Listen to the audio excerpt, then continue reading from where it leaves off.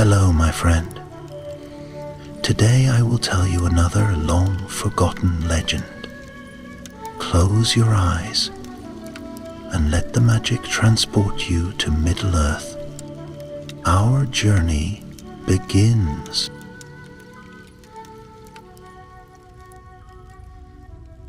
In the fading light of the First Age, long after the War of Wrath had broken the back of Morgoth Boglir, once called Melkor, the mightiest of the Valar, there remained scars upon Middle-earth that time could not wholly mend. Though Melkor had been cast into the void by the Valar, his malice had seeped deep into the bones of the world. It whispered from the dark hollows of mountains, from ancient stones steeped in sorrow, and from the dreams of those who lingered too long in forsaken places. In a hidden vale of the northern wilds, where the stars gleamed brighter than fire, and the trees whispered in elvish tongues, there lay a small elven stronghold known as Rhymdor. Shielded by cliffs of pale stone and protected by spells wrought in the elder days, Rhymdor was a sanctuary for those who remembered the beauty before the breaking of the world.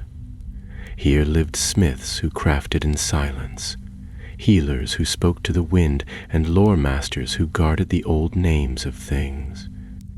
Among them was Earendir, a ranger of the Sindar. He was neither high-born nor famous, but he bore the quiet strength of one who had walked long in the wild. His bow was carved from Malorn wood and bore the runes of his father, long fallen in the wars against the Shadow. Earendir had wandered far east from the icy foothills of Forod Wyth to the misty eaves of Fangorn, and with each journey he sought not glory but understanding. He listened for echoes of Melkor's poison in the earth, hoping to mend what still festered. But peace, even in such a haven, is never long kept when old evils stir. One night, as the crescent moon cast silver upon the cliffs, the bells of Rhymdor rang with alarm. A relic had been stolen from the inner vault, a crystal fragment no larger than a child's hand, glowing faintly with hues of gold and copper. It was the shard of Aule, forged in the elder days and gifted to the elves by the smith of the Valar himself. Its power, though dormant for centuries, was said to awaken stone and metal, to bend flame to the will of its bearer. It had been sealed away for fear of misuse, yet now it was gone. The guards spoke of a shadow that moved without sound, a figure cloaked in black and bearing a staff topped with obsidian. No door was broken, no lock forced. Only the whisper of something ancient passed through the stronghold that night. In the morning, a single rune had been scorched into the stone near the vault M, the sigil of Melkor. The council of Rhymdor met beneath the weeping elm, and their faces were grim. "This is no petty theft," said Thalanir, the eldest among them, whose eyes had seen the light of the two trees. "The shard in the hands of one who follows Melkor's path is a seed of ruin." "There are none now who serve him," said another. "The Dark Lord was unmade." Thalanir shook his head slowly. "No, Melkor was cast out, but he was not forgotten. His lies still live in hearts that yearn for dominion." And so it was decided. A company must go forth and reclaim the shard before it could be twisted to wicked ends. Earendir was summoned to the circle of elders. He bowed low, though his heart was already burning with resolve. "You know the wilds," said Thalanir. "You've walked paths the stars no longer remember. Will you take this burden?" Earendir nodded. "I will find it." And thus began the journey. He was not to go alone. Before the sun rose, others were chosen to walk the perilous road. First among them was Balinor, a dwarf of the Grey Mountains, gruff, iron-blooded, with axe in hand and suspicion in heart. Though kin to the folk of Durin, he bore little love for elves. Yet the relic's danger touched all, and he had reasons of his own to leave his halls. Next came Miriel, a woman of the race of men. Swift of foot and quick of hand, she bore no title nor heraldry. Found once thieving in Rhymdor, she had been spared by Earinder's mercy, and now offered her service in repayment. Yet behind her eyes was a secret, veiled and weighty. Last was Tarnal, a quiet wanderer robed in grey, whose speech was sparse and eyes far-seeing. None knew his true nature, but those with wisdom guessed he was not wholly of this world. The wind seemed to follow him, and the trees bent subtly in his passing. Four they were, bound by fate more than friendship. Setting out upon a road none could map, for the thief had vanished into the north, into lands once touched by Angband, where shadows lingered even beneath bright skies. As they departed Rhymdor, the sky turned sullen and low clouds gathered. The wind grew colder, and in the distance thunder rumbled like a waking beast. They journeyed first through the pine-choked highlands of Foradren, where the silence pressed close and wolves moved in the night. Erendir led with sure step, and Balinor's axe kept the beasts at bay, but even so they felt the watching. Shapes moved at the edge of their vision, shapes too tall for men, too gaunt for beasts. On the fourth night, as they camped beneath a bent birch, Tarnold spoke in a voice like the hush before dawn. There is a sorcerer in the north. He calls himself Mornarth, the Shadow Eyes. Long has he studied the remnants of Melkor's craft. Erendir looked up. How do you know this? I have seen him in dreams, said Turnil, and in the cracks of the world where evil creeps like mold. He seeks to awaken what even Melkor left sleeping. No one spoke for a time. Then Miriel, who had said little since they left, added quietly, We must go to the Iron Mountains. That is where the stars go blind. The Iron Mountains, Eredengrin, where once the vast fortress of Angband had belched forth smoke and ruin, where dragons had been wrought and balrogs born. Though Angband was destroyed in the War of Wrath, the mountains remained, sharp as the teeth of a fallen god. It was said that below them things still stirred. So they turned eastward, toward that dread range. They would cross the dead marshes, where the ground was slick with secrets and the air thick with the cries of those long buried. None knew what waited for them, but the wind carried whispers, and in the night Earendir dreamed of fire without warmth, and eyes like furnaces behind walls of ice.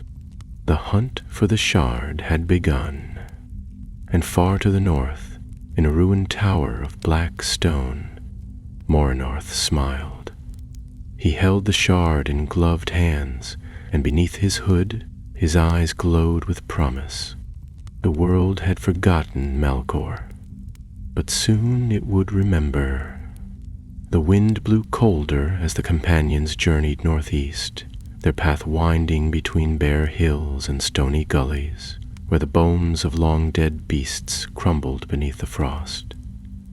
No birds called in this country, and the stars, when they appeared, seemed faint and weary, as though watching the land through a veil of sorrow. Earendir led without complaint, his eyes always scanning the horizon. He had traveled far in his years, but the stillness of this place unsettled even him. Balinor, ever grumbling beneath his breath, trudged behind, his boots sinking into the damp earth with each step. Though he said little, his grip tightened often on the haft of his axe, and once or twice he muttered in Khuzdul when he thought the others could not hear.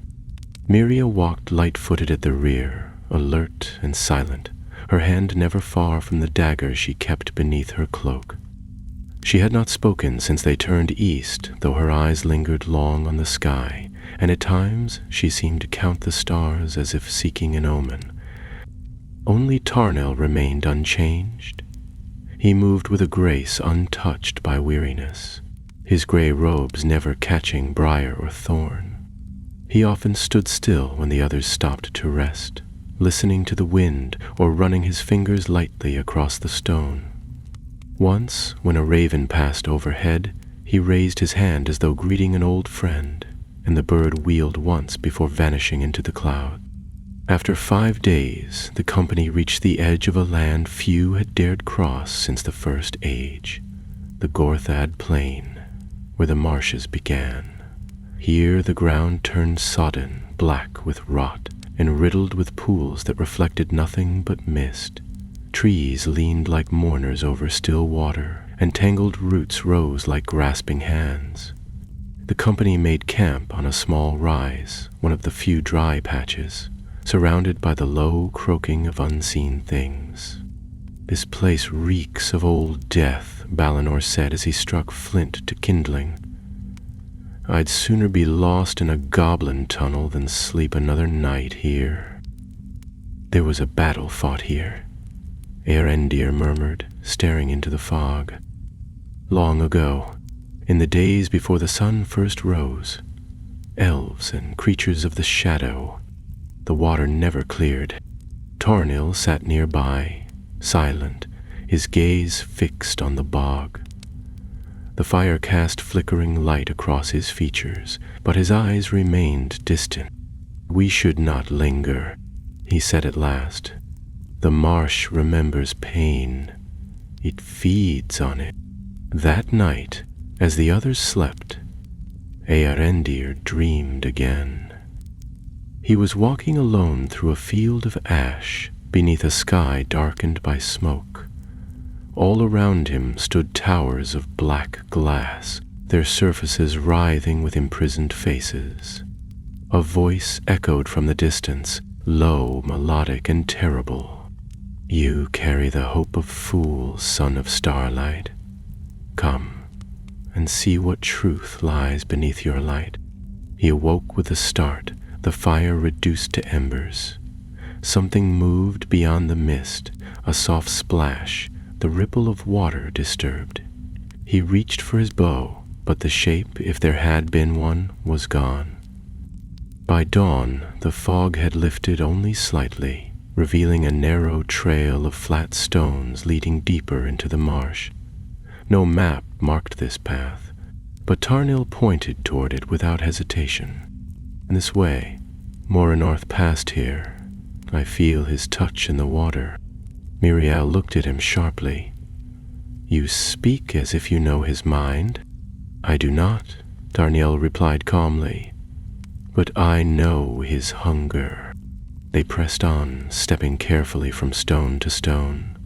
Once Miriel slipped, her foot plunging into the murky water, and though Balinor hauled her out at once, she shivered violently and said nothing for hours after. The trail led them at last to a hillock crowned by a shattered cairn. The stones were old, covered in pale lichen, and some bore markings that had faded almost to nothing. In the center lay a flat slab, split down the middle as if by a mighty blow. Tarnil knelt beside it, brushing away moss. "This was a tomb once," he said. "One of the kings of the lost houses. But someone opened it recently." Balinor spat. "Desecrating the dead. Orc work." "No," said Earendir, frowning. "Something worse. They found signs there, scorched grass, blackened stone, and ashes that smelled faintly of sulfur." Miriel discovered a broken chain, half buried in the dirt, its links forged of some darkened metal that hurt to look at for too long. Tarnil took it and wrapped it carefully in cloth, though his expression turned grim. "Morinarth passed this way," he said quietly, "and he did not walk alone." That night the stars returned, cold but clear, and the company rested uneasily. Erendir kept watch with bow in hand, though no danger came. He found himself thinking of the shard, of the power it held, and why Mornarth would seek it. Power to shape stone and fire. Aul's gift, now twisted for some darker design. "Do you think he means to raise Angband again?" he asked Tarnal, when the Maya joined him in the second watch. "Perhaps not the fortress," Ternil said, "but the spirit of it, the dominion of fear. Melkor's true weapon was not his armies or his strength. It was his voice. He sowed doubt, envy, and despair. Mornarth seeks to carry that seed further. How do you know so much?" The next day brought them to the edge of the marsh. Beyond lay the Vale of Gorthur, once a green land, now gray and lifeless. The Iron Mountains loomed in the far distance, jagged peaks like black spears against the horizon. There was no sign of Mornorth's trail, but Tarnal guided them north, along a narrow ridge where the wind never ceased. 3 days they traveled with little rest, passing broken stones and empty watchtowers.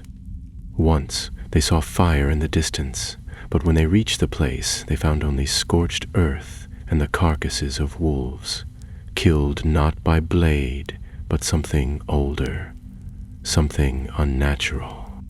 Then, on the evening of the 4th day, they reached the edge of a chasm, wide, deep, and filled with darkness. A bridge of stone arched across it, cracked in the middle but still standing.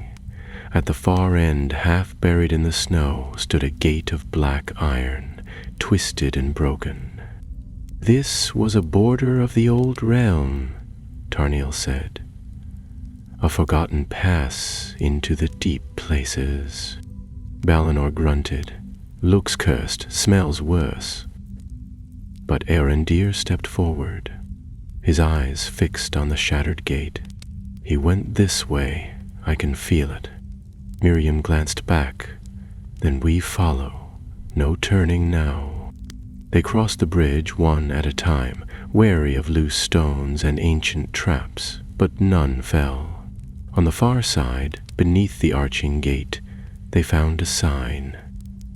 A single feather, black as coal, lying upon the snow. Tarnal knelt and picked it up.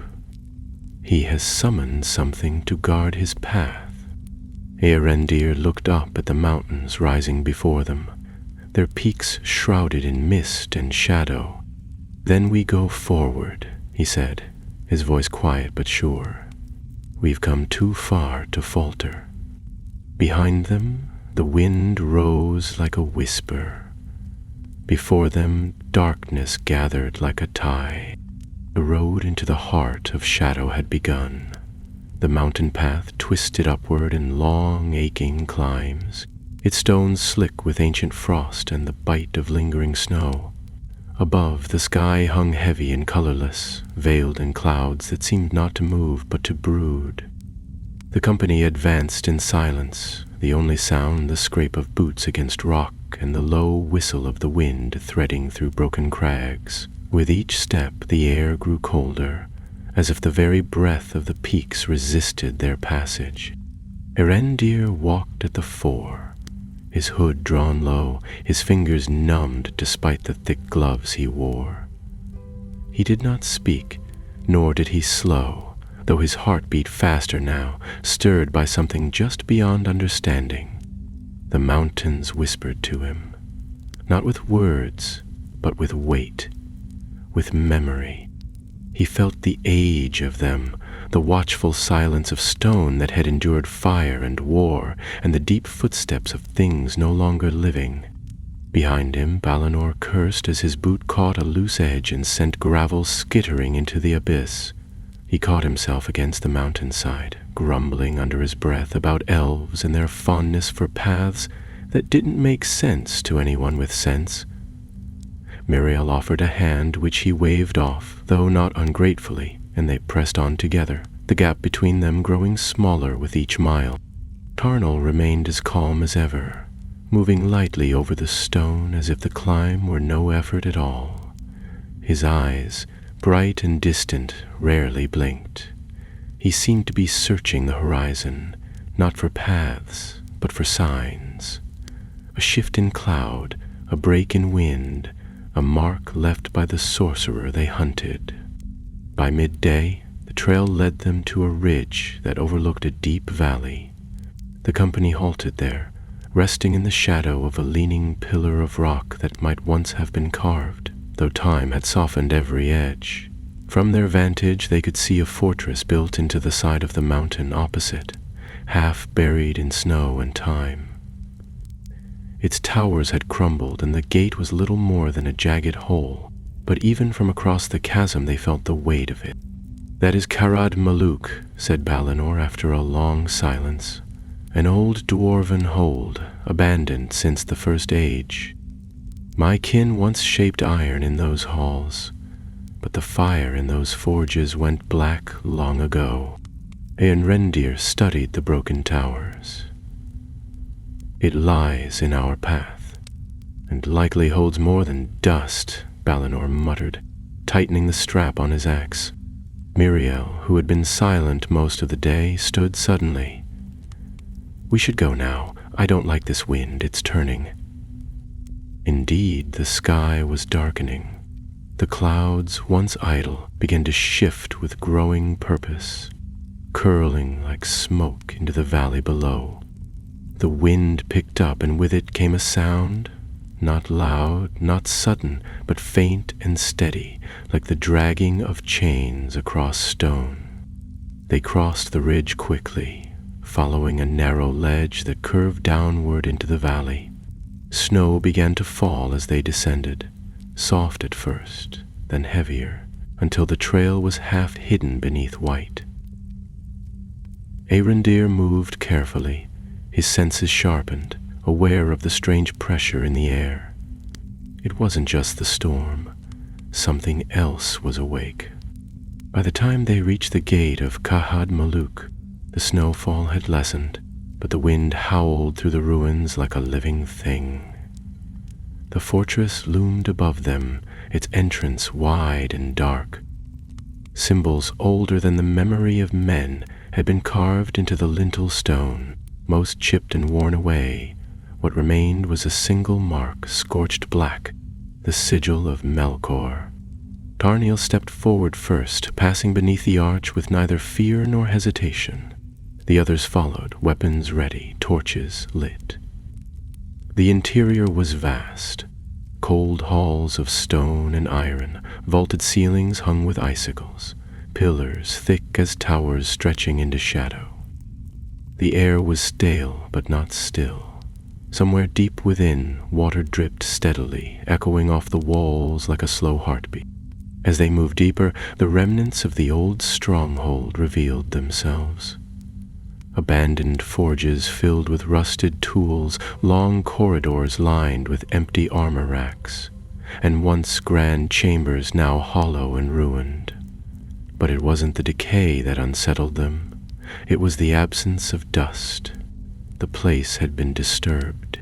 They came at last to a wide chamber where the floor had cracked open, revealing a deep shaft that fell beyond the light of their torches.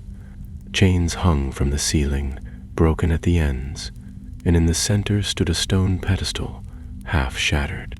Miriel stepped forward, kneeling beside the pedestal. Something was taken from here, something that was bound. Balinor turned slowly, eyes narrowing. This was a prison? Tarno nodded. A vault, but not for treasure. A low groan echoed through the halls, then, not from any of them, but from deep below. It rose, wavering, and then faded, leaving a silence sharper than before. "We need to move," Eanrendir said, glancing around. "He's close. I can feel it." They left the chamber behind and made their way into a smaller passage, descending deeper into the mountain.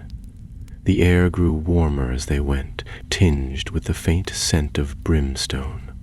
Their torches burned brighter, the flames drawn upward as if by breath. At the end of the tunnel, they found a door of iron, freshly broken, its hinges twisted. Beyond it lay a circular chamber, lit by a red glow, not from flame, but from the walls themselves. They pulsed faintly, like veins beneath skin. At the center, standing with his back to them, was a figure cloaked in black. "Morinath?" Tarnal said, his voice firm but quiet. The figure did not turn. His voice echoed as if spoken from many mouths. "You come late, heralds of light. The world has moved on from your songs." Earendir stepped forward, bow raised, though he did not fire. "You stole the shard." "I claimed what was abandoned," Mornarth replied. "Power that once shaped mountains and forged the hearts of stars. The Valar cast it aside, fearing what they could not rule. But Melkor saw the truth. Now, so do I." At last he turned. His face was hidden by a mask of black steel, smooth save for 2 narrow slits where eyes glowed red as coal. In his hands he held the shard of Olay, now shining with a light that seemed to pulse in rhythm with the chamber's glow. "You cannot imagine what lies beneath," he said, lifting the relic. "The slumbering fire, the forge of rebirth. With this shard, I will awaken it, not for Melkor, but for what must come." "We won't let you," Earendir said, and the others readied their weapons. Mornorth tilted his head. "Then come, but know this. You fight not to save the world, but to delay the inevitable." With a wave of his hand, the walls of the chamber cracked, and from the fissures poured shadows. Twisted shapes of smoke and bone, eyes gleaming in the dark. The chamber erupted into chaos. Steel met claw, flame met spell. Earendir loosed arrows with swift precision, while Balinor charged with a roar, his axe cleaving through the nearest creature. Miriel moved like a whisper, striking where the shadows faltered, while Tarnal raised his staff, casting light that drove back the darkness. Mornarth watched, untouched, the shard pulsing ever brighter in his grip. And in that moment, Earendir knew the real battle was not yet here. It waited beneath, in the heart of the mountain, and whatever lay sleeping there had begun to stir. The clash of steel and shadow rang through the red-lit chamber, echoing off the walls like thunder. Earendir moved swiftly, loosing arrow after arrow into the creatures that burst from the stone, each shot striking true, but it was like shooting at smoke. His arrows pierced eyes, split bone, even shattered twisted limbs, but still they came, writhing, hissing, and snarling, as if they were not truly alive, but shaped from something much older and darker. Balinor was already soaked in sweat and blood, some of it his, but most from the creatures he hacked down with brutal precision. His axe shone with a silver edge, glowing faintly with runes only visible in battle. For all his grumbling and sharp tongue, in combat the dwarf was like a storm held within stone, relentless, focused, unstoppable. With a roar he brought his weapon down on one of the beasts, splitting its twisted skull in two, then turned to face the next without pause. Miriel darted between the larger fighters, using speed over strength. Her daggers flickered like starlight, striking soft places, necks, joints, bellies, where even these dark shapes could bleed. She moved with purpose, but her eyes remained fixed, not on the enemy, but on Mornarth, watching for the moment he might act. She knew he wasn't fighting, only watching, the shard glowing brighter in his hand with every second. Arniel stood at the edge of the fray, staff raised high, his other hand weaving symbols through the air. A ring of light encircled him, flaring whenever a shadow came too close. From his lips came words in the old tongue, words of power, not taught but remembered. At his command, spears of silver fire lanced through the chamber, burning away the dark creatures in bursts of flame and smoke, and still the enemy did not retreat. Through the chaos, Arendir's eyes locked once more with Morinorth's. The sorcerer hadn't moved, but the shard was pulsing now, sending out waves that made the very floor tremble. Arendir realized with a chill running down his spine that this battle was meant to delay them. Morinorth wasn't testing their strength. He was buying time. "We have to stop him now," Arendir called, ducking under a shadow claw and driving a short sword into its ribs. "He's drawing power from the shard." Turnill's expression darkened. "He's not drawing it. He's feeding it." Even as he spoke, the chamber began to shift. The red light deepened, turning to a molten hue. The cracks in the floor widened, and the air grew thick and hot, laced with ash. From the depths beneath their feet came a sound, low and rising, like the groan of stone bending under impossible weight. Morinorth raised the shard above his head. "You cannot stop what has already begun. Beneath this mountain lies the last of Melkor's fires, banked but never quenched. I will awaken it. With this gift from the Maker, I will shape a new beginning." With that, he slammed the shard against the stone floor. A shockwave burst outward, knocking the companions from their feet. The shadows screamed and scattered. A great fissure split the chamber, opening into blackness. The shard, now embedded in the stone, flared with a blinding light, and from the chasm below rose heat, wind, and a sound that was not of any living thing. A vast, distant roar like a dragon's breath drawn from the core of the world.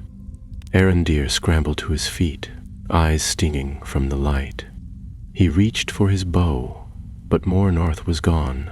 Only the shard remained, burning in the floor, and the widening chasm that now separated the companions.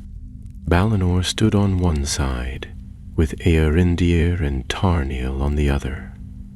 Miriel had vanished, no sign of her among the smoke and ruin. "Miriel!" Arendir shouted, but there was no answer. "She was nearest the edge," Tarniel said grimly. "She may have fallen."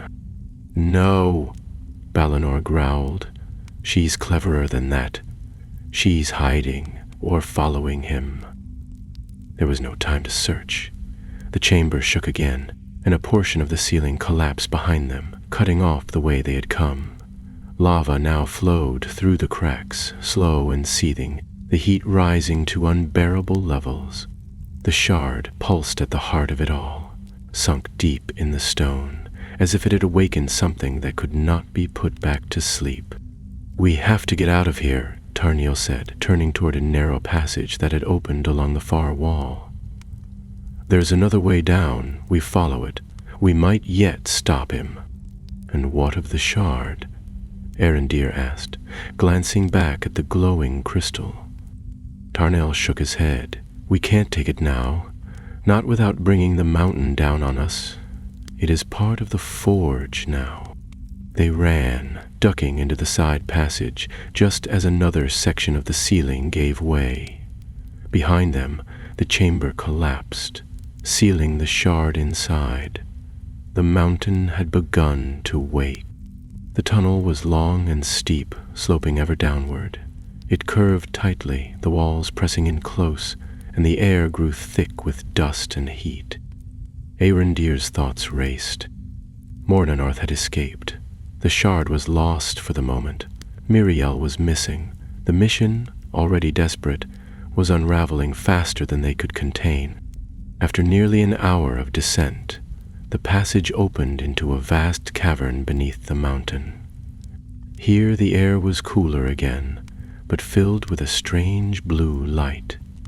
Crystals jutted from the ceiling, glowing softly, and a river of silver ran through the center of the stone floor. It was beautiful in a haunting way, untouched by the ruin above. But they were not alone. Near the far end of the cavern stood a figure, cloaked in ragged robes, face hidden by a mask carved from bone. Around him knelt 4 others, their bodies hunched, arms marked with red sigils. "Their followers," Balinor murmured, stepping beside Earendir. "Cultists," Tarnal confirmed. "He's not alone in his purpose." The masked figure looked up. "He said you would come, that you would walk through fire to chase what you could not understand." Earendir stepped forward. "Where's Morinarth?" The figure laughed, a dry, cracked sound like leaves blowing over stone. "He has descended into the roots of fire. You cannot follow. The way is closed to the unmarked." Balinor raised his axe. "We'll make our own way." The cultists rose then, drawing long, curved knives. There was no fear in their eyes, only certainty and madness. Earendir drew his sword. "Then we fight again." And in the heart of the mountain, deep beneath the world, the battle for Middle-earth's future continued, not in the halls of kings or fields of glory, but in the shadows, where the first evil had been born, and where its last echo still burned. The clash of steel upon steel filled the glowing cavern, the silver-lit stone catching each motion like flickers of moonlight on water. Earendir moved quickly, sword in hand, ducking low as one of the masked cultists lunged toward him with a blade carved from blackened bone. The strike whistled past his ear, but he twisted his grip and drove his weapon backward, catching the attacker in the ribs. The man cried out, though whether in pain or triumph, Earendir couldn't tell, and collapsed, vanishing in a swirl of smoke that left behind only the scent of scorched earth. Balinor fought with less finesse but no less fury, his axe swinging in wide arcs that scattered the robed figures like leaves in a storm.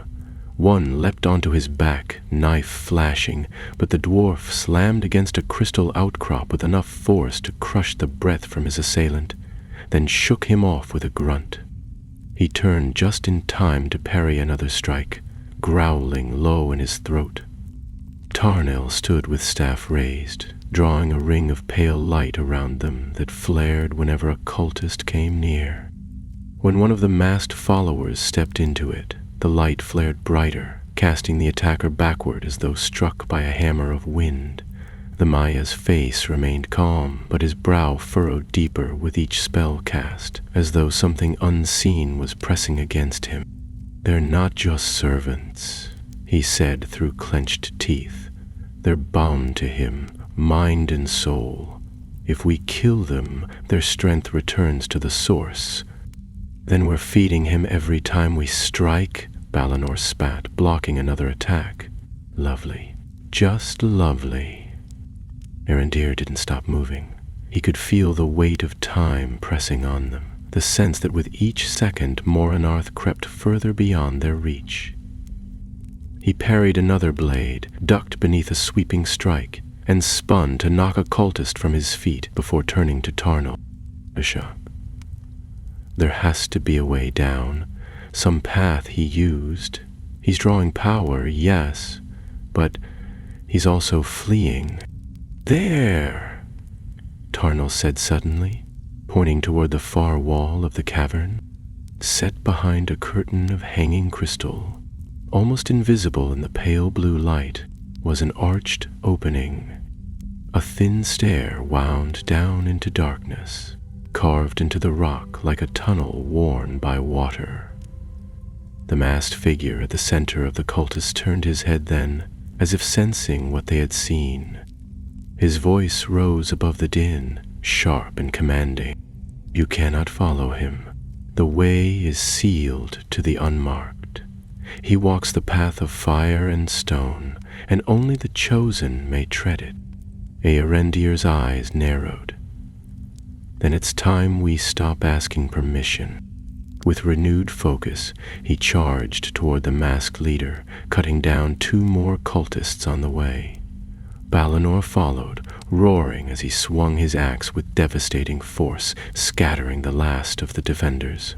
The masked figure raised both hands, and a sudden wall of fire burst from the floor, separating him from the others.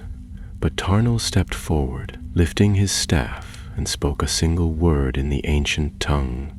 The fire parted like cloth, folding inward and vanishing with a hiss.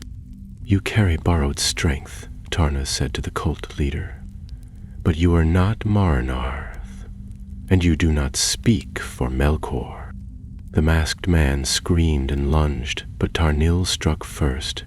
A lance of silver light burst from the tip of his staff, piercing the robed figure cleanly through the chest. He staggered backward, convulsed once, and dissolved into ash. Silence fell in the cavern, broken only by the crackle of distant flame and the low hum of the crystals overhead. Eärendr didn't wait. He crossed to the hidden stair and looked down into the gloom. Heat rose from the depths like breath from a dragon's mouth, and the stone beneath his feet trembled faintly. "He's gone far," he said, "but he's still within reach." "We follow?" Balinor asked, wiping blood from his brow. "There's no other path," Tarnil answered, his voice low. "He means to awaken the forge, whatever remains of the fires Melkor buried in the foundations of the world." "And Miriel?" Eärendr hesitated, turning back. "We still don't know what happened to her. She is resourceful," Tarnil said. "If she lives, she will find her way to us. If not..." He didn't finish the thought. None of them wanted to. One by one, they stepped onto the stair, descending into the dark. The light of the cavern faded behind them, replaced by flickers of red and gold that danced along the stone walls, casting long, wavering shadows. The passage narrowed, twisted, and dropped, turning again and again as if leading them not downward but inward, into the heart of something ancient and vast. For a time, none of them spoke. Only the sound of their boots on stone and the rising heat marked their passage. Eventually, the stair ended in a great door of obsidian, carved with strange patterns that shifted subtly when touched by light. It was sealed, but no lock held it, only a smooth, polished surface, without handle or hinge. Tarnil stepped forward and placed his hand against the stone. The air around them rippled, and for a moment the heat became unbearable. Then the door melted inward, vanishing like smoke, and they stepped into a chamber unlike any they had seen. It was vast, larger than any hall in Rivendell or Khazad-dûm.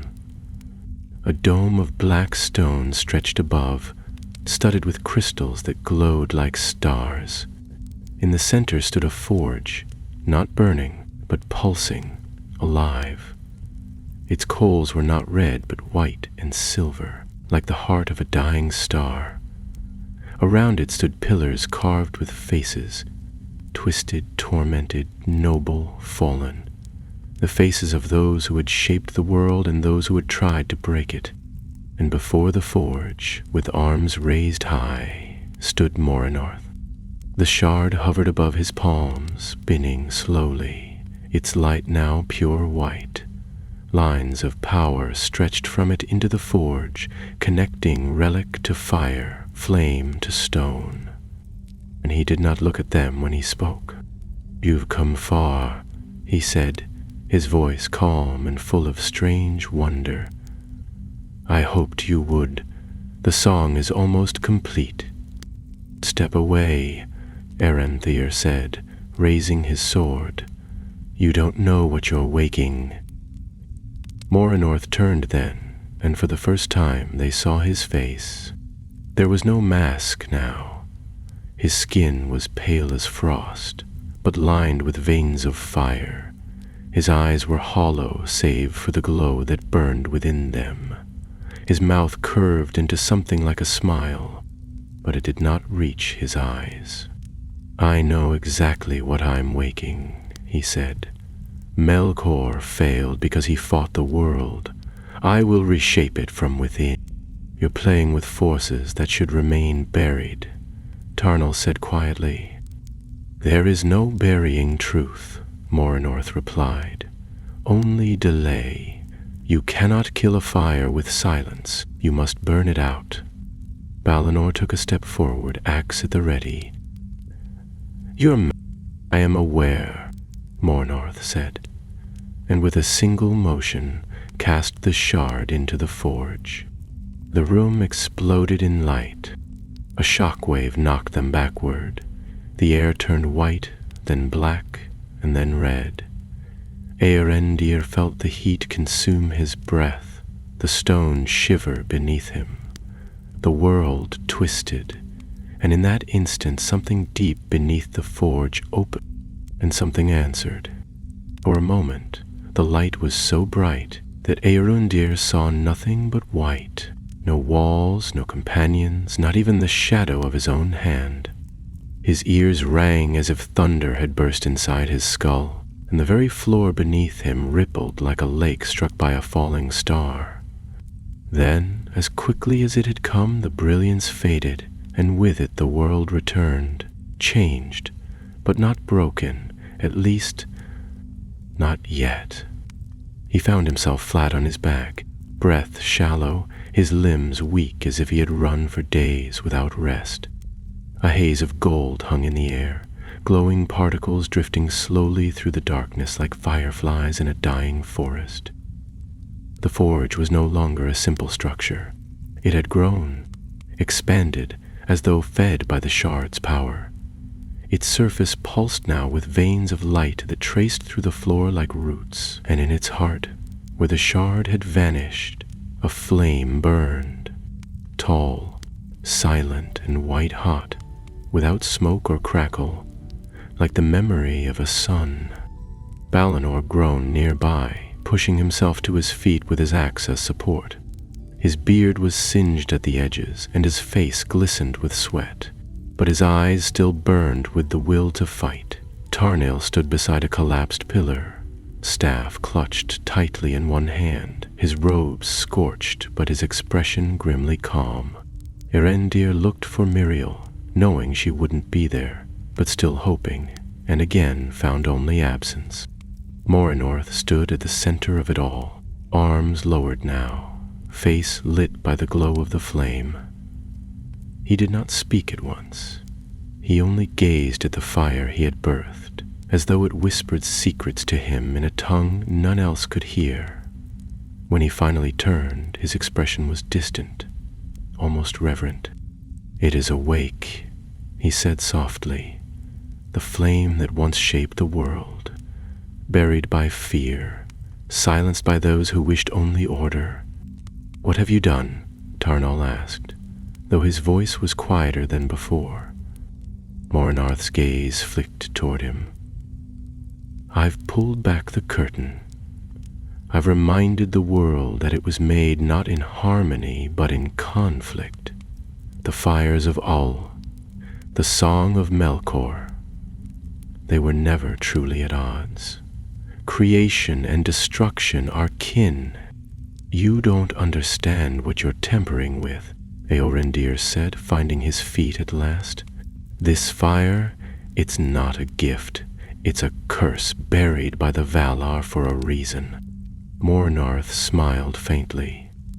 "And yet you come here with blades drawn, ready to end me by force.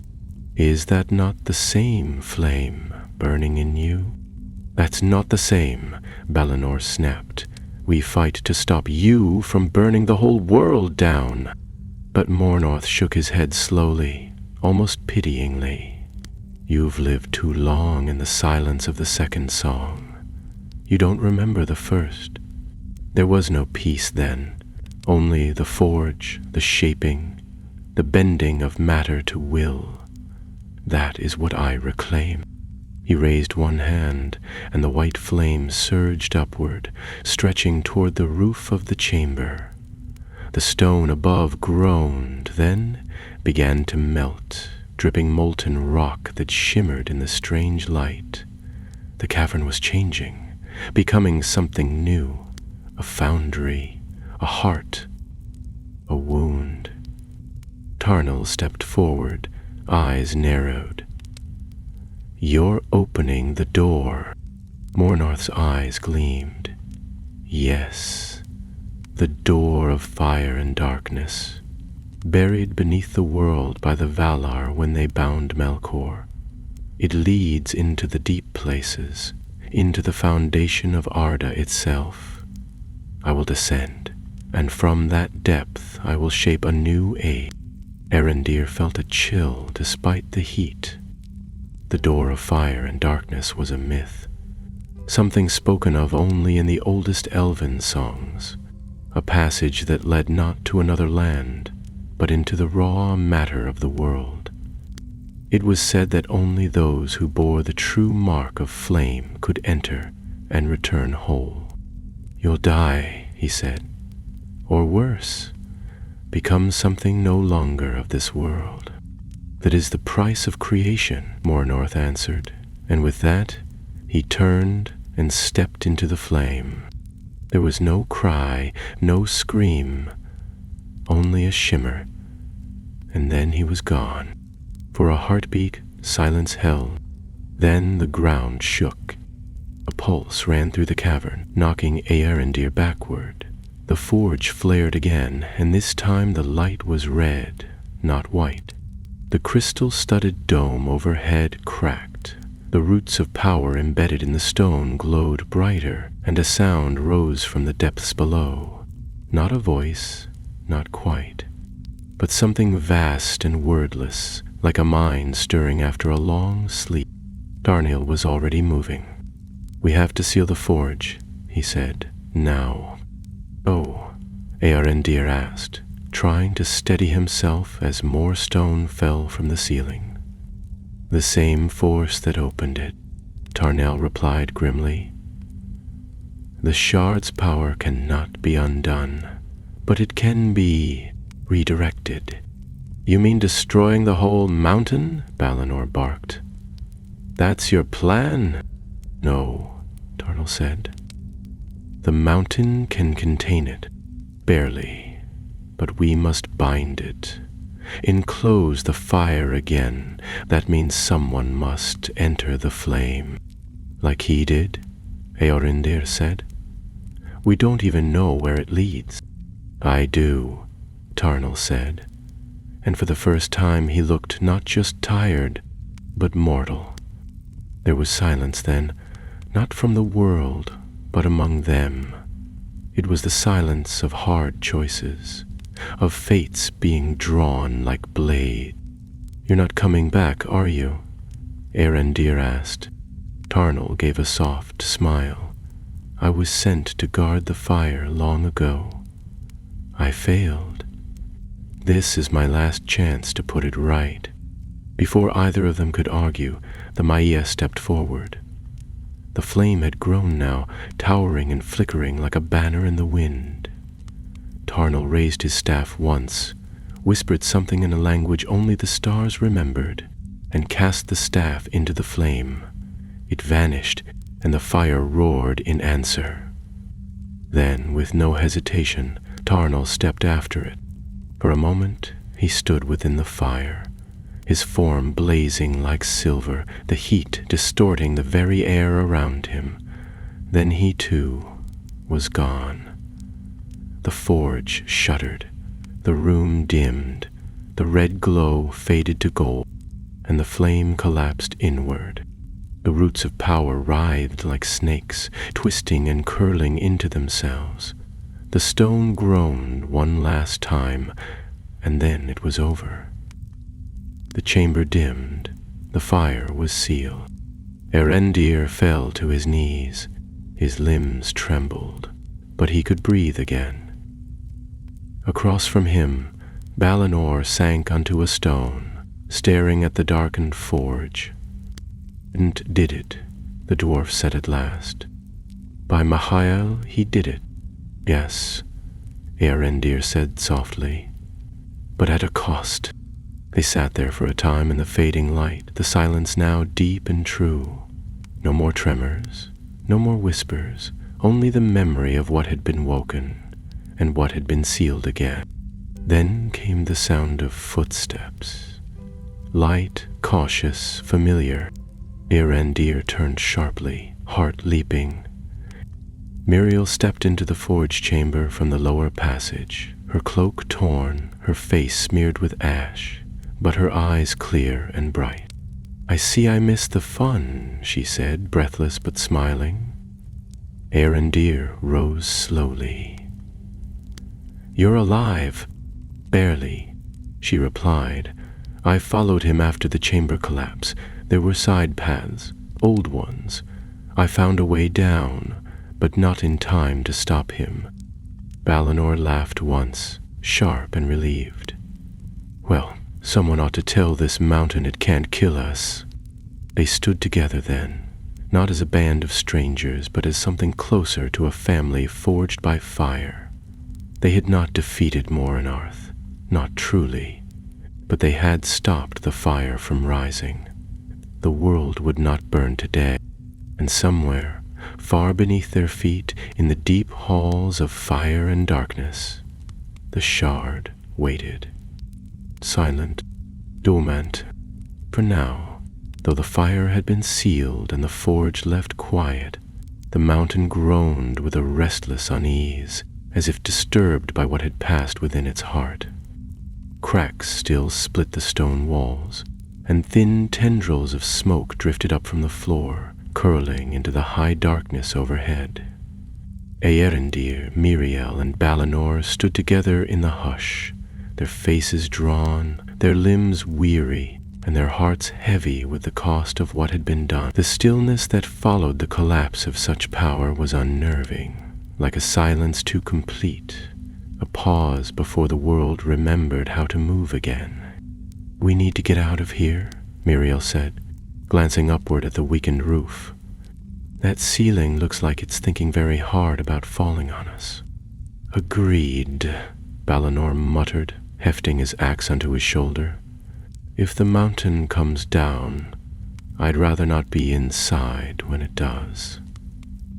Earendir nodded, though he hesitated for a moment longer, staring at the place where Tarnal had vanished.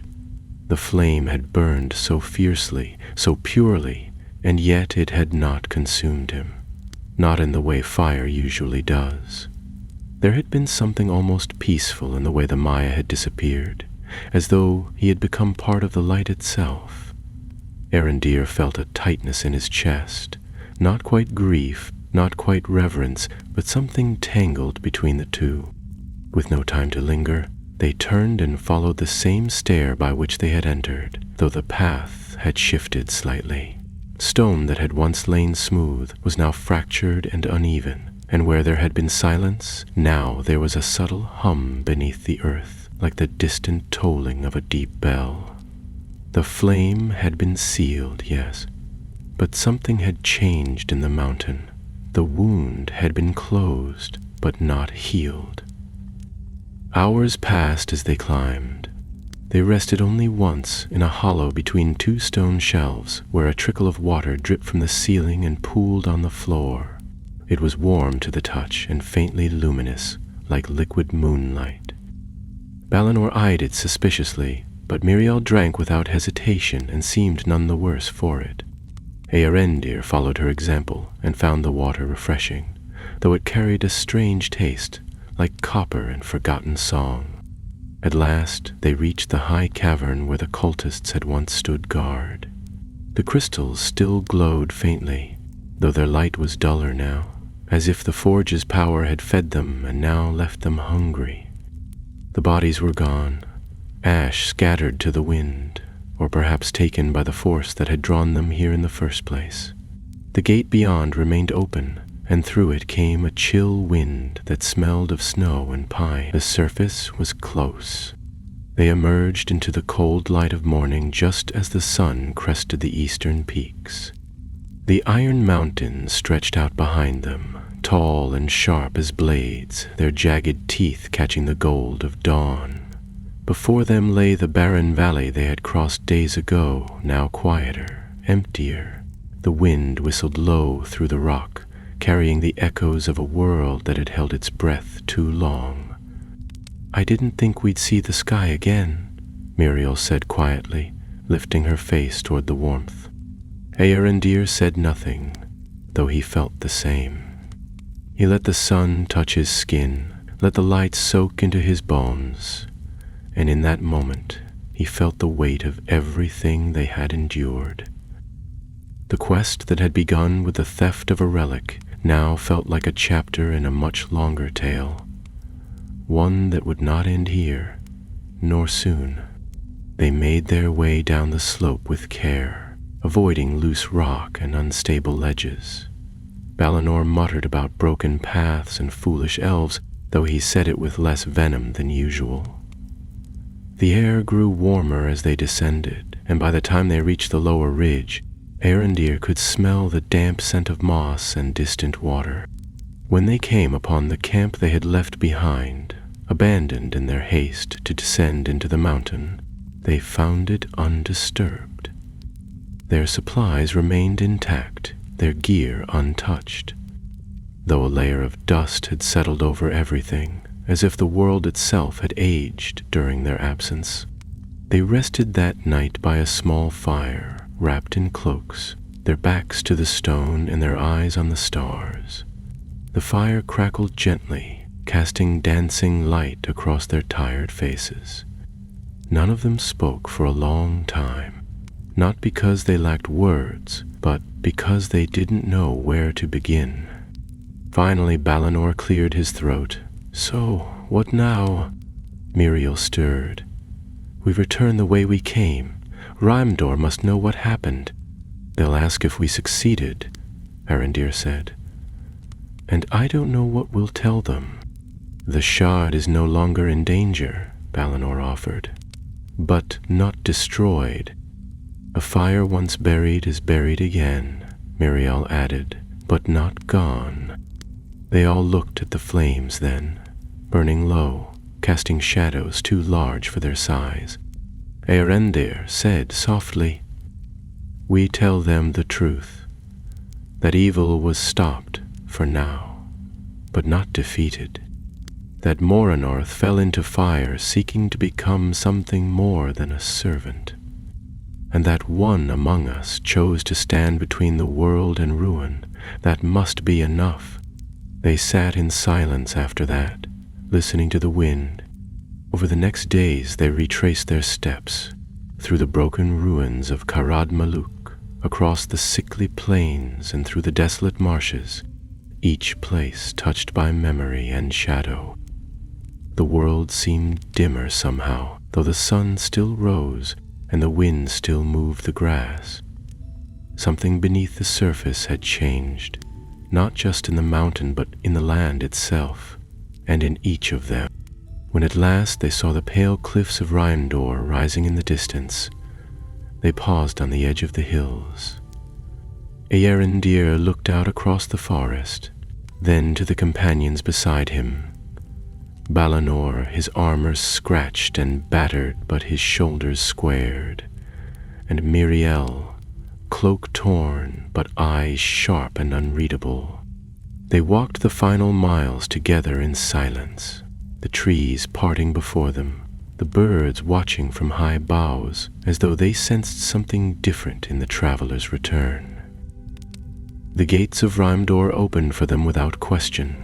The guards, though wary, bowed in recognition, and the elders gathered beneath the weeping elm as they had before. Eärendil stepped forward, removed his hood, and looked into the eyes of Thalanir, who waited with the stillness of stone. "It is done," he said, "but not ended." And beneath the branches of the elm, in the shadow of what had been, the tale of the forge and the flame was told. It was evening when the last words of Eärendr's tale were spoken beneath the weeping elm, and the light of the lanterns caught the solemn faces of the elders seated in a half-circle before him. None of them interrupted as he told it, not even Thalonir, who had known more of the ancient world than any in Rimdor. He had known Falonir, who had known more of the ancient world than any in Rimdor. They listened as Eärendr recounted the awakening of the Forge, the madness of Mornarth, and the sacrifice of Tarnil. When, at last, he fell silent, the leaves above rustled softly, stirred by a wind that seemed to come from beyond the walls. Thalonir rose slowly from his seat, robes flowing like water over stone, and stepped forward to rest a hand on Eärendr's shoulder. His face, though lined with age, was unreadable, and his voice, when it came, was low and measured. "You have walked the edge of a tale not told since the First Age, and you have returned, not untouched but unbroken. That is more than I hoped, and more than the world deserves." Balinor cleared his throat behind them. "That's very kind, but I don't suppose it comes with a hot meal and a bed, does it?" A few of the gathered elves turned their heads in surprise, not unkindly. Miriel, seated on a stone beside the fire, gave a quiet laugh. "He's not wrong. We've not slept under a roof in more than a fortnight." Thalonir turned, his face softening. "You shall have both. Tonight you rest in peace. Tomorrow we speak of what must come next." And so the three companions were led to a high hall carved into the cliff face, where light spilled through silver-framed windows and the scent of pine drifted on the air. They were bathed, given fresh clothes, and fed a meal unlike any they had tasted in days. Sweetbread, stewed meats, and berries gathered from the valley groves. Though exhaustion pulled at their limbs, none of them slept quickly that night. They sat together in the upper chamber, cloaked in blankets, staring at the hearth fire as if it, too, might speak of what lay ahead. Miriel sat with her knees drawn to her chest, her voice quieter than usual. "He's not gone, is he?" Eärendr, sitting opposite, didn't answer at first. His thoughts had returned again and again to the fire, to the way Tarnil had stood in it without fear, and to the door that had opened in its depths. "No," he said finally, "I don't think he's gone, not in the way we understand. He was Maya, bound to the world in a way we'll never be. I think he went back to something older than form." Balinor grunted, sipping from a stone cup. "Well, whatever he became, I hope it's happy being down there. I've had enough of cursed mountains to last a dozen lifetimes." The silence that followed was not heavy, but thoughtful. They had survived, but they all knew deep down that what had been awakened in the depths of the Iron Mountains could not be forgotten. The fire had stirred, and though it had been sealed, its light now lived in memory, and perhaps in other places they could not yet see. The next morning dawned pale and cold, a soft mist clinging to the trees below. Thalonir summoned them again, this time to the library tower overlooking the valley. The room was warm, its walls lined with scrolls and ancient texts, and a single skylight let in a column of soft, golden light that touched the center of the table. "I have searched our records," he said as they entered, his fingers trailing across a scroll half unrolled before him. "Much of what you saw lies beyond written lore, but there are fragments, songs, warnings, pieces of a truth too vast to hold in one mind." He motioned for them to sit. What Moranorth spoke of, the door of fire and darkness, it is not legend. It is a place carved before time, during the shaping of Arda. Aule knew of it. So did Melkor. It was where they once worked side by side before the Sundering, before Melkor turned his gifts to ruin. Miriel leaned forward, her brow creased. "And now the door has been opened again." Thalonir nodded, briefly, and only to one who carried both the key and the mark. Tarnal's presence sealed it, for now. But if Mornorth still lives within those depths, even changed, then his journey is not yet done. Balinor let out a sharp breath. You mean to say we might have to go back? No, Thalonir said, shaking his head. Not you. Not yet. The mountain sleeps again, but the fire remembers. We must be ready if the flame stirs once more. Others will come looking for the shard, those who seek power, or answers, or worse. Erendir stood slowly, his voice steady. Then I'll find them first. We know what's out there now. We've seen what waits below. You would not be alone, Thalnir said, his gaze steady. You have earned allies, but you must also earn time. What you faced was not the end of Melkor's design. It was the echo of its beginning. The days that followed passed in quiet preparation. Rhymdor strengthened its watch. Messengers were sent to other elven havens, and word began to spread, subtle, careful words, of a darkness touched by the ancient flame. Earendir spent hours in the wildwoods near the cliffs, alone with his thoughts. He repaired his bow with care, redrew the runes along its curve, and remembered the sound of the mountain's breath.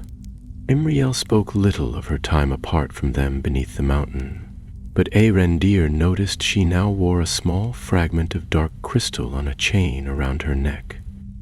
When he asked where she had found it, she only smiled faintly and said, "It wanted not to be forgotten." Balinor, for his part, stayed close to the forges of Rhymdor, talking with the smiths, offering advice, often unasked for, about dwarven techniques. Though he grumbled, as always, he seemed lighter somehow, as if having stared into fire and walked away, he had reclaimed a piece of himself that had long been lost. 1 week after their return, the three of them stood together at the eastern gate, cloaks drawn and packs fastened. The sun was just rising, casting the valley in soft gold, and the towers of Rhymdor gleamed like pearl in the light. A small gathering of elves stood behind them, silent, respectful. Thalonir approached, bearing a leather satchel marked with the seal of the House of Stars. "For your journey," he said, handing it to Earendir, "maps, letters of passage, and something else, a page from our oldest scroll, copied by hand. It speaks of fire, yes, but also of hope." Earendir bowed. "Thank you." "You walk a narrow path," Thalonir said quietly, "but you do not walk it alone." With that, they turned from the gate and began their descent into the world once more. The road stretched ahead, uncertain, shadowed, but open. And somewhere, in the deep places of the world, beneath the mountain's sealed forge, the fire waited. It would wait for years, perhaps for centuries, but one day it would stir again. And when it did, the world would remember the name of Melkor. The road from Rhymdor wound eastward along the foothills of the Iron Mountains, where the land began to soften into green valleys and wide open moors. Though the shadow of the forge still hung in their thoughts, the land itself seemed untouched by it. Sunlight spilled freely through the clouds, deer leapt through the tall grass, and the air held the sharp scent of pine and wildflowers. For a time, it felt like they had stepped back into a world that had never known darkness. But none of the three travelers could be fooled so easily. Earendir walked at the front, his bow strapped to his back, and his gaze often turned toward the horizon. Though his face was calm, his mind was not. He found himself watching the land for signs that others had passed, twisted footprints, burnt ground, anything that might mark the trail of those who had followed Mornarth's vision.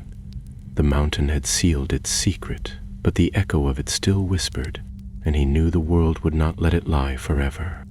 Muriel walked just behind him, her eyes sharp and distant, as though her thoughts were somewhere far ahead.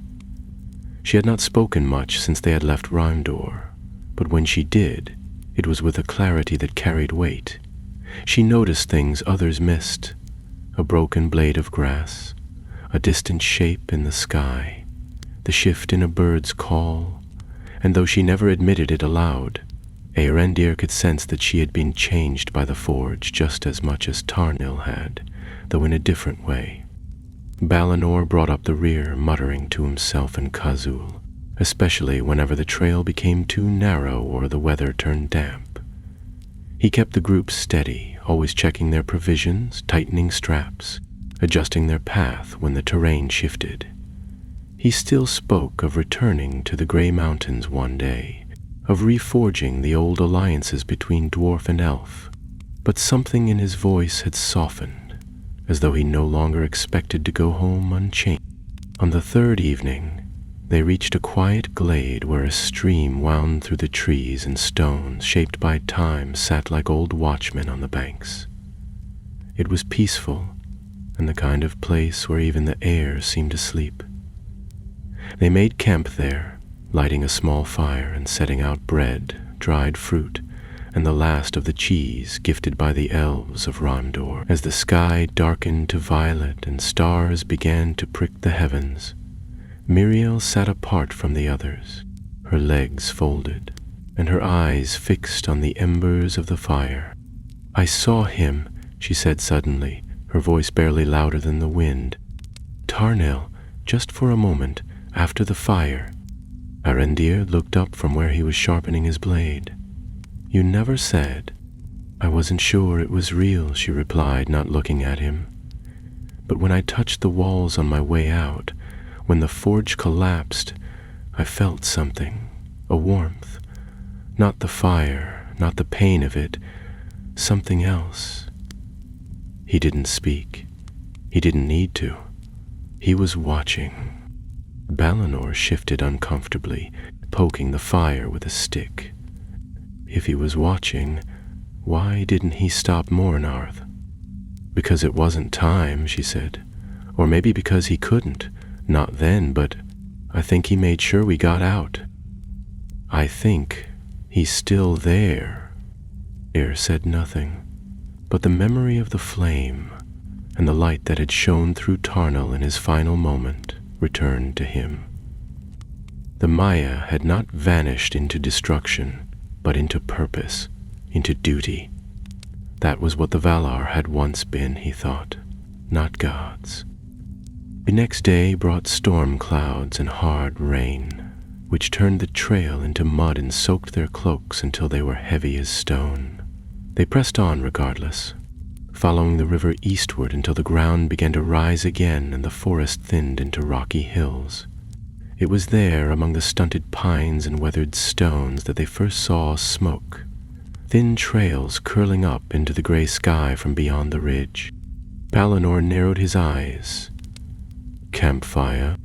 "Too many," Muriel replied, crouching beside a scrub of thorns. "Too even." Eärendil dropped to one knee, examining the ground. The grass had been flattened in places, trampled by many feet. There were broken branches, scorched leaves, and an odd scent in the air, oil mixed with something sharper, bitter like old blood. He stood slowly. "There's a group ahead. Armed, recently passed, not orcs. These tracks are too disciplined." They left the path and moved through the underbrush in silence, climbing carefully to the top of the ridge. From there the view opened across a broad plateau, where tents had been erected in 2 neat rows around a central fire. Figures moved below, dozens of them, clad in dark leather, some bearing spears, others swords, and all wearing the same sigil, a hand grasping a flame, sewn in red thread. "Followers," Muriel whispered. "More of them." "Not the same cultists as before," Balinor muttered. These are trained mercenaries, maybe, or worse. Arendir watched them for a long moment, noting the way they moved. It was not like a camp waiting to march. It was more like a watch post, a place of vigilance. "They're not resting," he said. "They're waiting for something or someone." That night they circled wide around the encampment, avoiding detection, and made camp beneath the shelter of a fallen cliff. The fire was kept low, and they spoke little, each wrapped in thoughts darker than the woods around them. The world had not simply forgotten Melkor. It had remembered him. In secret, in silence, his name had passed from mouth to mouth, hand to hand, and now it rose again, not in thunder or flame, but in shadow. Arendir found no rest. He lay with his eyes open, watching the sky through the broken stone above, counting stars, then forgetting their names. He remembered the way the forge had pulsed, the sound it had made, the shimmer of power before Moranorth had vanished. The door had opened for him, and it might open again. "We being followed," Muriel said the next morning, her eyes scanning the tree line as she packed her gear. Arendir nodded. He'd suspected as much. The trail behind them had become too quiet, the birdsong too distant. Someone was keeping pace, hidden, patient. "Then let them follow," Balinor growled. "We'll turn and face them when we must." But Arendir was not so certain they would be allowed that choice. The hand of fire was reaching outward, no longer content with ruins and secrets, and somewhere in the dark corners of Middle-earth it was gathering strength. The conception of evil, once born in the mind of Melkor, had not died with him. It had waited, it had grown, and now it had begun to walk the world again. The days that followed were colder, though the sky remained clear and the wind that swept through the hills carried a bite that turned breath to mist. The path ahead curved away from the mountains and into the borderlands of the east, where the trees grew older and twisted, and the rivers ran deep and silent beneath high banks of moss. There were no villages here, no signs of farming or trade, only stone and shadow, in the kind of silence that made the skin itch. Arendir led them through narrow passes and along forgotten tracks, always listening, always watching. Miriel followed at his shoulder, her hand never far from her dagger, and Balinor brought up the rear, eyes narrowed and axe always within reach. Though they said little, a tension hung between them like a wire strung too tightly. They knew they were being followed, though they hadn't yet seen who or what trailed them. Once they caught the faint echo of a footfall too light for beast or man, and once again they found a fire pit still warm, hidden beneath the roots of an ancient yew. Whoever followed them knew how to move unseen, and more than once Arendir thought he heard breath where there was none.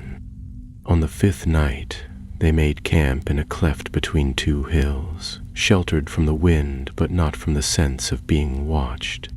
The fire they lit was small, and the food was eaten in silence. Arendir took first watch, but when his time passed, Miriel remained awake as well, her gaze fixed on the woods beyond. "They're not moving to strike," she said, her voice barely above the wind. "Not yet. They are waiting."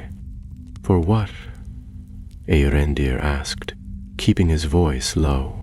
"For him," she replied, "Morninarth, or what's left of him."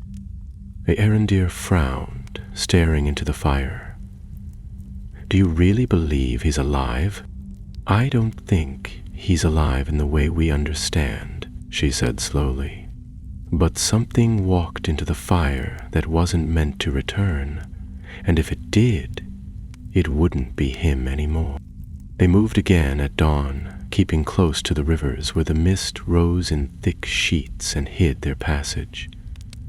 The trees grew taller now, with branches that hung low and bark like stone. The forest felt ancient in a way that made even Earendir uneasy, as if the woods remembered things older than elves or men. Once they came upon a broken stone circle half buried in the earth, covered in moss and ivy. Runes had been carved into the stones, but the language was not one Earendir recognized. "Not Elvish," he said, running his fingers across the grooves. "Older, maybe even before the First Age." Valinor snorted. "Wonderful. I just love walking into places built by things that don't exist anymore." Miriel knelt at the edge of the circle, her hand resting lightly on the stone. "This place was used not long ago."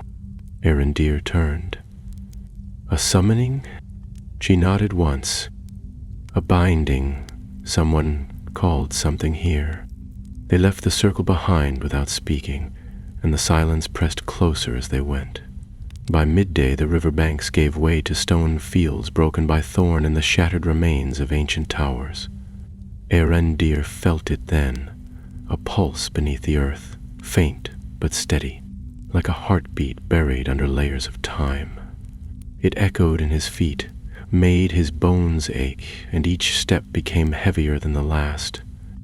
As the sun began to set, they found the ruins. The structure had once been a fortress, though it was difficult to tell now. The walls had collapsed in places, and the main gate had long since crumbled into a tangle of stone and ivy. But some parts still stood, towers blackened by fire, archways that led into empty courts, and broken statues of long-forgotten kings. A banner still hung from one tower, though it was torn and faded beyond recognition. "Who built this place?" Valinor asked, staring up at the high wall. "No one still living," Earendir answered, "but someone's been here." Inside, the ruins were cold and silent. They passed through crumbling halls and across courtyards where grass grew between stones. In the great hall, the roof had fallen in, and the floor was split by a deep crack that descended into darkness. It was there, in the shattered throne room, that they found signs of recent use. Scorch marks on the walls, ash in the corners, and symbols drawn in chalk on the stone floor. "The same hand," Miriel said, tracing the edge of one. "These were drawn by the same cult that waited on the mountain." "Then this is a temple," Earendir said. "Or a meeting place." Valinor's voice was low. "Or a doorway." Night fell quickly after that. The ruins offered little shelter, but they found a chamber that was still intact. Once a storeroom, judging by the broken barrels and rotting crates. They barred the door and set no fire, choosing instead to rest in the dark, their backs to the stone and weapons close to hand. It was in the middle of that night that the sound came. A voice, not loud, not clear, just a whisper, echoing through the stones, threading through the cracks in the wall like wind. Earendir sat bolt upright, hand on his sword. Beside him Miriel had already risen, eyes wide and alert. Valinor hadn't slept at all. "You heard it too?" the dwarf said, his voice gravel. "Didn't imagine it." Earendir nodded. The whisper came again, closer now, though still just beyond understanding. It wasn't speaking words. It was pulling, calling. They stood and crept from the chamber, moving through the ruined hall like shadows. The voice grew louder, not in sound, but in feeling. It was in their bones now, in their hearts, and as they reached the broken courtyard, Earendir saw it. A figure stood on the far side of the cracked stone, cloaked in black, face hidden beneath a hood. It did not move, but the voice came from it, or through it. "Who are you?" Earendir called. The figure raised its head, and the hood fell back. The face beneath was not human. It was pale, but not with the pallor of death. It was the color of ash, of burnt bone, and where the eyes should have been, there were only flames, not flickering, but steady, burning from within. The voice came again, clearer now. "He is not gone. He is becoming." Then the figure turned and vanished into the mist. None of them spoke for a long time, not until the sun began to rise behind the hills, spilling light across the ruins and making the mist glow like fire. Muriel's voice broke the silence at last. "That wasn't Mornorth." "No," Erendir said, "but it was something born of him." And in the silence that followed, the three of them understood that what they had seen beneath the mountain had only been the beginning. They left the ruins before the mist had fully lifted, with the light behind them and the road ahead cloaked in growing shadow. Though the sun now stood clear in the eastern sky, its warmth barely touched the land. Something about the encounter with the ash-faced figure had unsettled the world around them, as if the very stones were holding their breath, waiting for the next tremor to pass through the fabric of the earth. They said little as they walked. Even Balinor, who had never liked silence unless it was in his forge, remained quiet. His hand stayed close to the haft of his axe, and his eyes never stopped scanning the hills on either side of the path.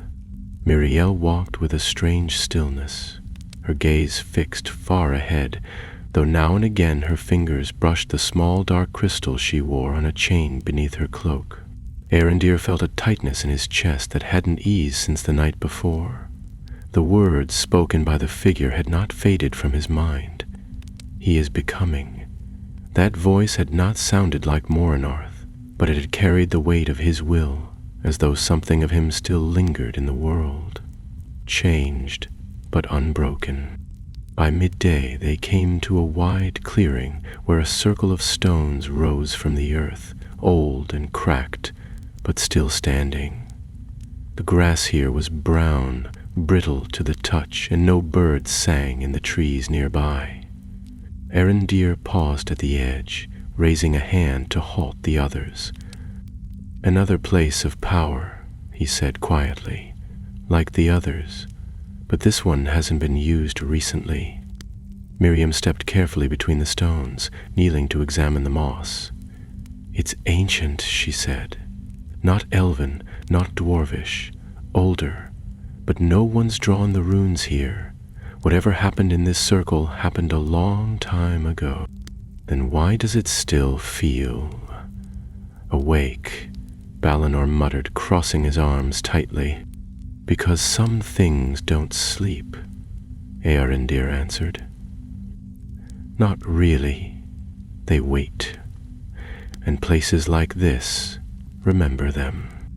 They moved on quickly, leaving the stone circle behind and continuing toward the eastern ridges. As the land began to rise again, the trees thinned and the rocks took on a darker hue, streaked with silver and reddish lines like veins through the flesh of the earth. Here the air grew cooler despite the afternoon sun, and the wind whistled low across the peaks, carrying with it a sound like distant chanting. It was so faint, Erendir thought at first it was the wind itself.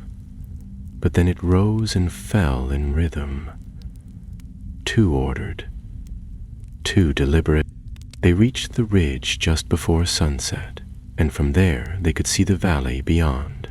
In the center, nestled between two jagged hills, was another camp. This one was smaller than the first they had encountered, but more disturbing in its appearance. Tall wooden poles had been driven into the ground in a wide circle, and from each hung banners of black and crimson, marked with symbols they had come to know far too well. Fires burned in shallow pits between the tents, and the figures moving through the camp were hooded, cloaked in ash-gray robes. But what drew Erendir's eye was not the camp itself. It was what lay at the very center. A stone arch had been raised there, fashioned from blocks so dark they seemed to drink the light. Between the uprights, the air shimmered strangely, like heat above a flame, though no fire burned beneath it. "That's no gate," Miriel whispered. "It's a tear." "Tear in what?" Balinor asked, eyes narrowing. "In the world," Arendir said. "A rift. They're trying to open something, maybe to call what went into the mountain back out, or to bring something else through." Miriel added grimly. They made their way down the ridge under the cover of darkness, circling wide and keeping to the shadows of the crags. The moon was hidden behind heavy clouds, but Arendir led them by starlight, his senses sharpened by the growing sense of urgency. This was no longer a hunt. It was a race. The fire beneath the mountain had stirred, and now hands moved to shape its echo into something new, something terrible. They reached the edge of the camp just past midnight. From behind a line of low boulders, they watched as hooded figures passed in silence around the dark arch, each pausing to touch the stone as they passed. A low hum filled the air, vibrating through the rocks beneath their feet.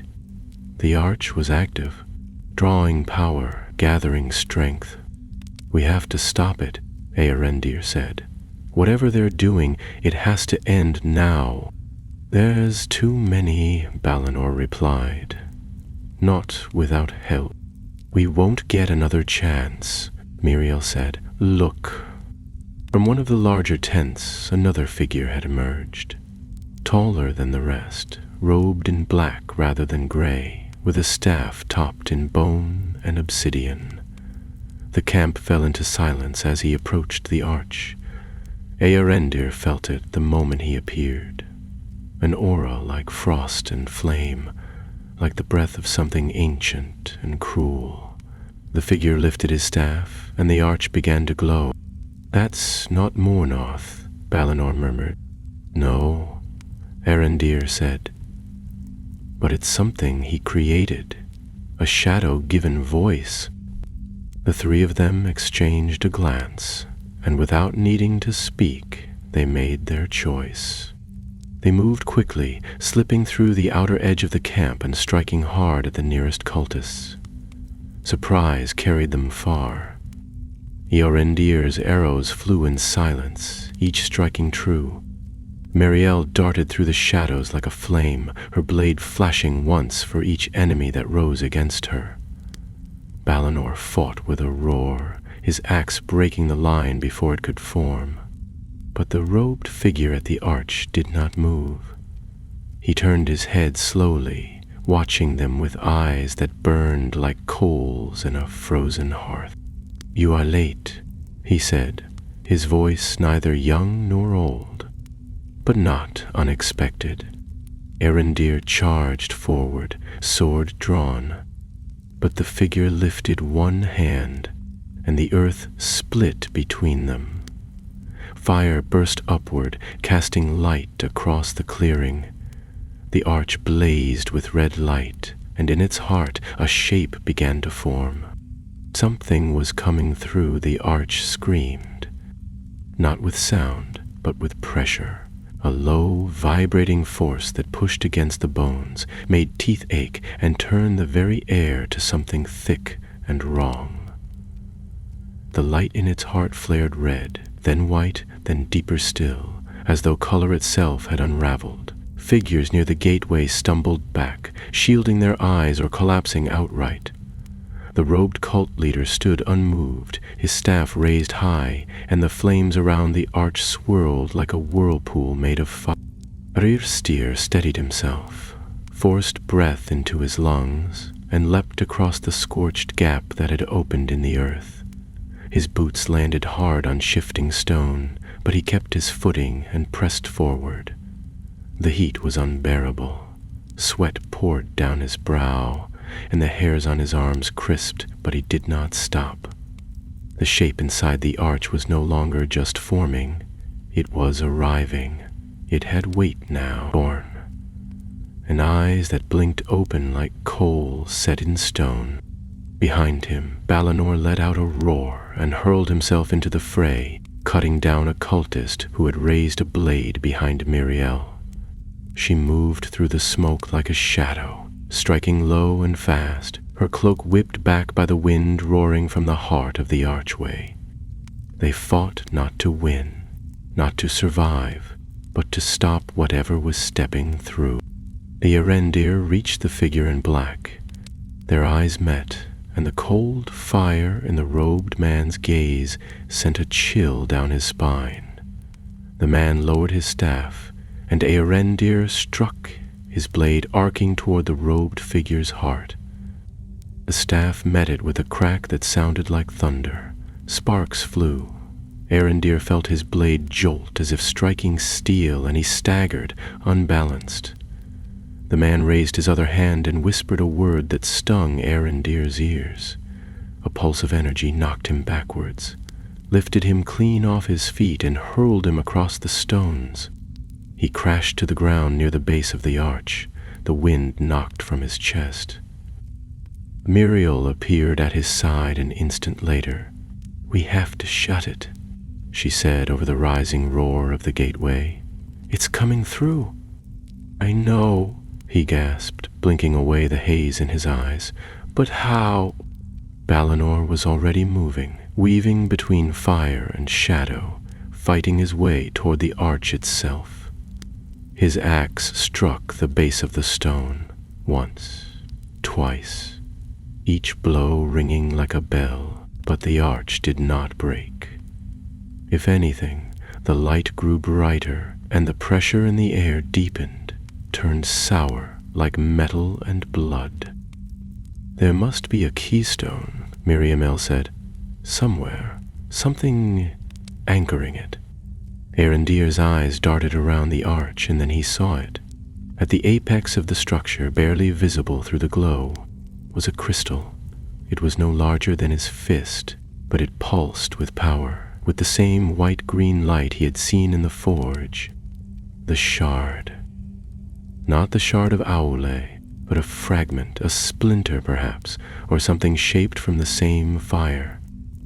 "It's crystal at the top," he shouted. Miriel followed his gaze. "You'll never reach it from the ground." Erendir didn't answer. He was already running. He leapt onto the first stone buttress and pulled himself up, hands burning on the heated stone. Every breath seared his lungs, but he climbed higher, balancing on the narrow edge of the arch as flames licked around him.